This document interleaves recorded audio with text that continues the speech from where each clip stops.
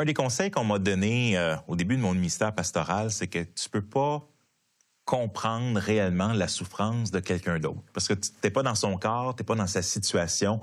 On peut avoir de la sympathie, on peut avoir de l'empathie pour l'autre personne, qui est dans le fond, de valider qu'est-ce qu'elle ressent, sans nier.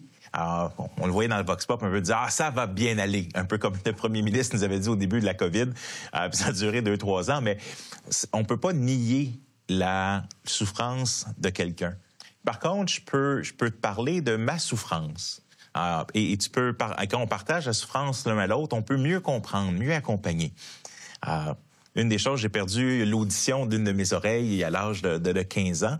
Puis, ça va. Ça a des avantages. Par exemple, si je dors sur l'oreille que j'entends, bébé, c'est maman, c'est maman qui s'en occupe.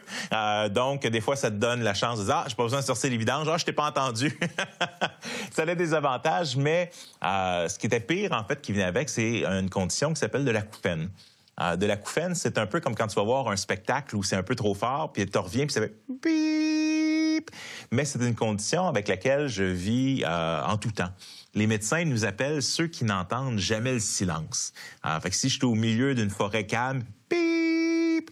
Fait que c'est une forme de souffrance continue, mais justement, au début de la COVID, il y a plus de stress et tout ça. Puis les masques, et ce que j'avais pas réalisé, c'est qu'entre autres, le masque, vient à peser sur le nerf auditif.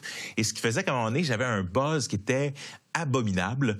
Je pouvais travailler simplement 15 minutes par jour. Je vais être au lit pendant des jours juste à attendre que le buzz s'en aille. Jusqu'à un moment donné où je dis à mon épouse, écoute, si j'ai à choisir entre l'acouphène que j'ai en ce moment puis une rage de dents, je choisirais une rage de dents. Et le soir, je me suis retrouvé au lit avec une rage de dents et l'acouphène. Puis le Seigneur, bizarrement, a utilisé ça parce que ça m'a dit, il doit y avoir un lien entre les deux, puis j'ai pu trouver une solution. Merci Seigneur pour ça. Mais vous savez, il y a une chose avec la souffrance que l'on vit. Puis je me rappelle des moments où je pleurais tout seul dans mon lit, juste en entendant un gros boss, puis en demandant au Seigneur de me délivrer de cette souffrance-là. Mais il y a une chose qui est pire que sa propre souffrance.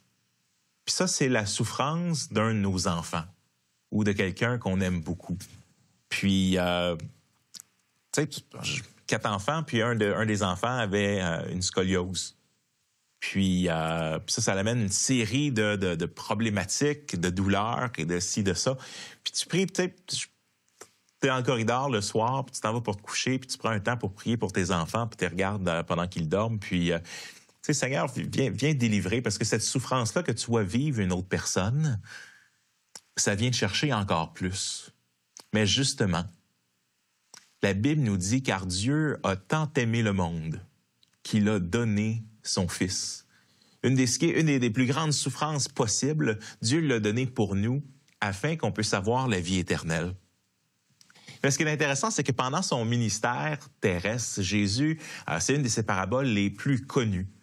Même ceux qui connaissent pas la Bible du tout ont entendu, vont même dire « Ah, tu as été un bon Samaritain ». Mais il nous donne une parabole de qu'est-ce que c'est d'accompagner les gens dans la souffrance.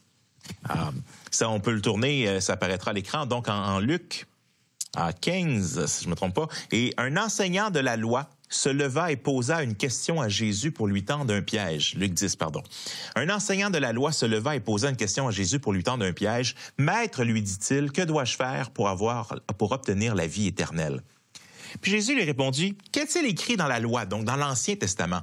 Comment est-ce que tu la comprends? » Puis le gars, il répond, « Tu aimeras le Seigneur ton Dieu de tout ton cœur, de toute ton âme, de toute ton énergie, de toute ta pensée et ton prochain comme toi-même, qui était dans l'Ancien Testament. » « Tu as bien répondu, lui dit Jésus, fais cela et tu auras la vie. » Mais l'enseignant de la loi, voulant se donner raison, reprit, « Oui, mais qui est mon prochain? » Il faut aimer son prochain. En anglais, on dit « love your neighbor », aime ton voisin. Nous, en bon québécois, c'est aime ton prochain, pas lui, l'autre d'après. C'est plus facile comme ça. Mais Jésus va répondre, c'est qui son prochain? Jésus lui dit, il y avait un homme qui descendait de Jérusalem à Jéricho, donc un bon bout de marche.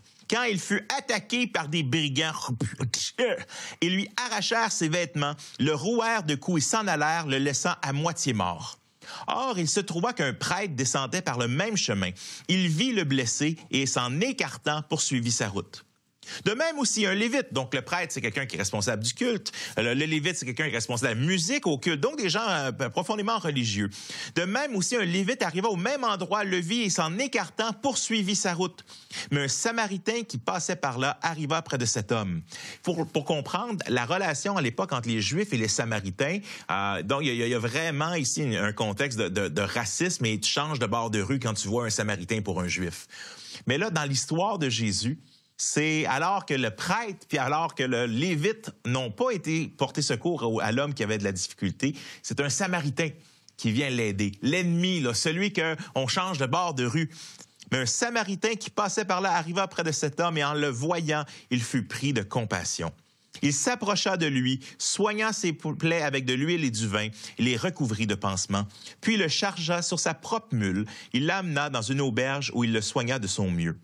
Le lendemain, il sortit 2 pièces d'argent, les remit à l'aubergiste et dit, « Prends soin de cet homme, et tout ce que tu auras dépensé en plus, je te le rembourserai moi-même quand je repasserai. » Et Jésus ajouta, « À ton avis, lequel des 3 s'est montré le prochain de l'homme qui avait été victime des brigands? » « C'est celui qui a eu compassion de lui, répondit l'enseignant de la loi. Eh bien, va, agis de même, lui dit Jésus. » Plusieurs choses qui sont intéressantes dans cette histoire. Un, il nous parle d'aimer pas seulement le prochain, mais le prochain qu'on n'aime pas.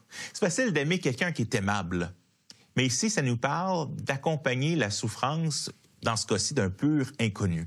D'accompagner la souffrance de ceux qui nous détestent même parfois.